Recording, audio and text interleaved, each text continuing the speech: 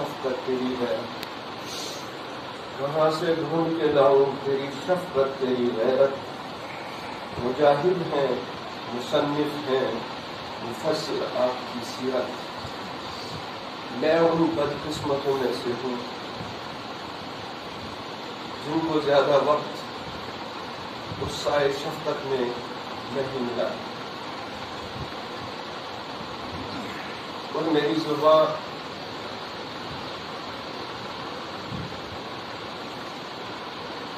ان تمام چیزوں سے قاصر ہے،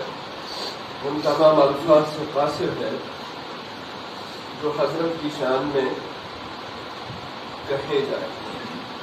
بہرحال یہاں پر وہ خوش قسمت لوگ بیٹھے ہوئے ہیں جن کو حضرت رحمت اللہ علیہ کا وہ ساتھ نصیب ہوا ہے کہ انہوں نے دن بھی آپ کی سائے شفقت میں گزارے، راتیں بھی آپ کی سائے شفقت میں گزاری، اور سب سے بڑی بات روحانی باپ کا جو ان کو رتبہ ملا ہے کہ حضرت کے جو اوصاف،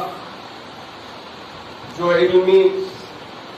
تدبر و تفکر ہے، وہ لفظ بلفظ ان کے دلوں کے اندر منتقل ہوا ہے، تو ان کے سامنے بھی حضرت کے بارے میں کچھ کہنا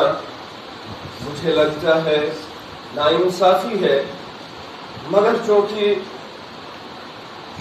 حضرت کی ہمیشگی کی جدائی نے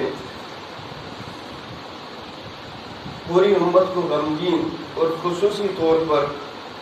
جموں و کشمیر کے نوجوانان اور آپ کے متعلقین محبین جو آج کئی دن گزرنے کے بعد بھی آپ کی اداؤں کو یاد کرتے ہوئے روتے ہیں اور زباں کی بات اپنے دل کو سناتے ہیں کہ مفتی صاحب ہم کہاں جائیں، ہم کدھر جائیں، آپ کہاں چلے گئے، آپ کیوں ہم سے دور ہو گئے۔ اس دل نے، اس درد نے پریشان کر کے رکھ دیا ہے، اس لیے تنہائیوں میں آپ اس کو پاگل پنی کہہ لیجئے یا ایسا درد کہہ لیجئے جس کی کوئی دوا نہیں ہے، کہ اکثر و بیشتر آپ کی جدائی کے بعد یہی دیکھنے کو ملا تو غم تو کسی کو سنایا جاتا، پکڑ کر اس کو بلا کر اپنا درد سنا کر اپنے دل کو ہلکا کیا جاتا ہے، مگر اکثر کا یہ حال ہے کہ وہ اپنی زبان سے درد بولتے ہیں اور اپنے دل کو سناتے ہیں۔ اے زبان تو بول اور اے دل تو سن، وہ درد کس کو سنانا چاہے۔ حضرت مفتی صاحب علیہ الرحمہ، اللہ پاک نے ماں کو ایک ایسا درجہ دیا ہے جو شاید ایک عورت ہی سمجھ سکتی ہے، مگر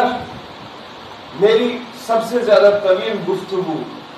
جو حضرت رحمت اللہ علیہ سے ایک بار رمضان کے پہلے دن فون کے ذریعے لگ بھگ 20 منٹ کی ہوئی،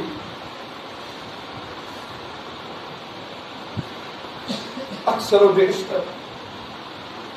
اس کو یاد کر کے میں ماں کی محبت کو توڑتا ہوں، مگر مفتی صاحب کی محبت ماں کی محبت سے زیادہ نکلتی۔ اگر میں یہ کہوں کہ مفتی صاحب ایک ایسی ماں تھی جس ماں نے ہر پھول کو اپنے آغوش رحمت میں لیا ہوا تھا، تو شاید یہ بھیجا نہ ہو۔ اور حضرت مفتی صاحب علیہ الرحمہ، میں نے پہلے بھی ایک بار کہا تھا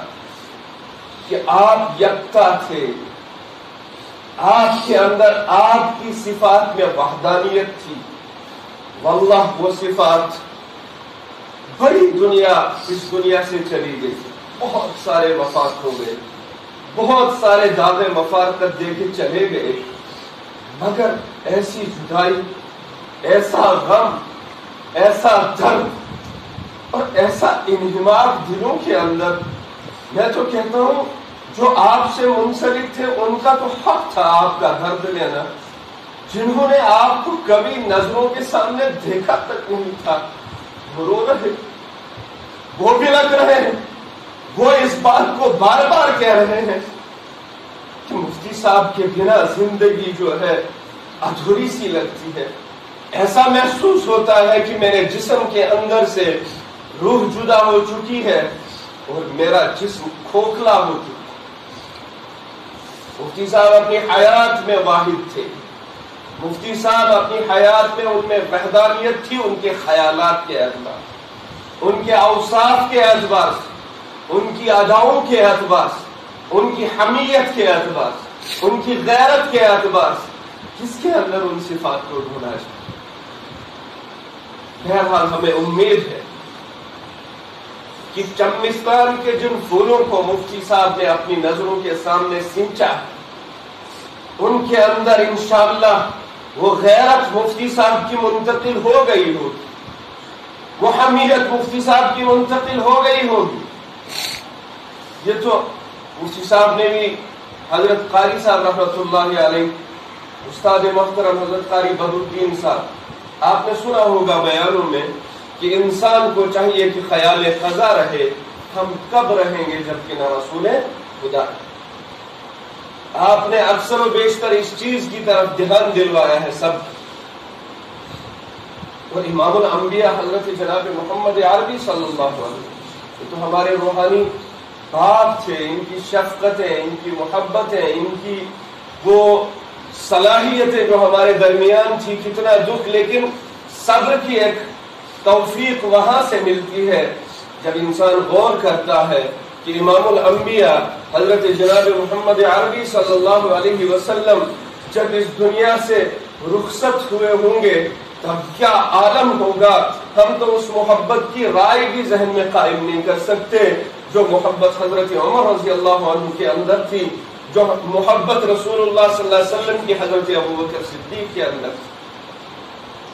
جب انسان کے اندر یہ چیزیں آتی ہیں کہ کیوں نہ غم کریں ایسے محسن کی جدائی پر، کہ حضرت عمر جیسا بہادر بھی اس وقت بول اٹھے تھے، خبردار جو کوئی مجھے کہے گا کہ محمد رسول اللہ صلی اللہ علیہ وسلم کی وفات ہو گئی ہے، درد ہو رہا ہے. وہ تو اللہ سے ملنے گئے، وہ تو اللہ سے ملاقات کرنے گئے، لیکن وہیں پر ہمیں سبق ملتا ہے کہ حضرت ابوبکر صدیق رضی اللہ عنہ نے پوری امت کو جھنجھوڑ کے جوڑ کے رکھ دیا کہ جو رسول اللہ صلی اللہ علیہ وسلم کی عبادت کرتا تھا وہ جان لے محمد رسول اللہ صلی اللہ علیہ وسلم اب دنیا میں نہیں رہے. جو اللہ کی عبادت کرتا تھا، اللہ زندہ ہے، زندہ تھے اور اللہ کی صفات میں شامل ہے، وہ حی قیوم ہے. تو اس کو دلاسا لیتے ہوئے ہم خود اپنے آپ پر کہ حضرت مفتی صاحب علیہ الرحمہ جس طرح اپنی حیات میں یکتا تھے، اسی طرح اپنی وفات میں بھی کچھ چھاپ مفتی صاحب نے ایسی چھوڑی کہ وفات میں بھی مفتی صاحب یکتا رہے. وفات جنازے کی بات لے کر کہیں کہیں پر باتیں کہی جا رہی ہیں. میں تو کہتا ہوں مجھے اس پر نہ اعتراض ہے، کون کیا کہے. مفتیان کرام کا کام ہے مسئلے بتائے، اعتراض والوں کا کام ہے مفتیان کرام سے مسئلے پوچھے. میرا دل کہتا ہے کہ اللہ پاک نے مفتی صاحب کی یگانیت کو جاتے ہوئے ظاہر کیا. اب وہ اوصاف کیا ہوں، کس طریقے سے ہوں، وہ اللہ بہتر جانتا ہے، اور ہماری نظروں کے اندر بھی وہ کچھ ہے. تو میں اپنی باتوں کو آخر میں کہتے ہوئے کہ درد دل ایسا دیا نہ دعا لگے نہ دوا لگے، درد دل ایسا دیا کہ نہ دعا لگے نہ دوا لگے، جدائی کے بعد آپ کی یہ زندگی بھی سزا لگے، جدائی کے بعد آپ کی یہ زندگی بھی سزا لگے. اللہ پاک حضرت مفتی صاحب علیہ الرحمہ کی کو اس لحد میں، اس جگہ پر، اس آخری مکان میں وہ سب خوشیاں، وہ سب رحمتیں نازل فرمائے جن کا وعدہ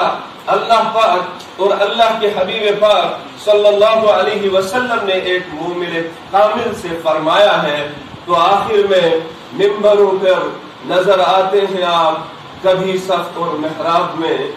ممبروں پر نظر آتے ہیں آپ کبھی صف اور محراب میں، کاش آ جاتے کبھی آپ روحانی اولاد کے خواب میں۔ وصلی اللہ علی سیدنا محمد۔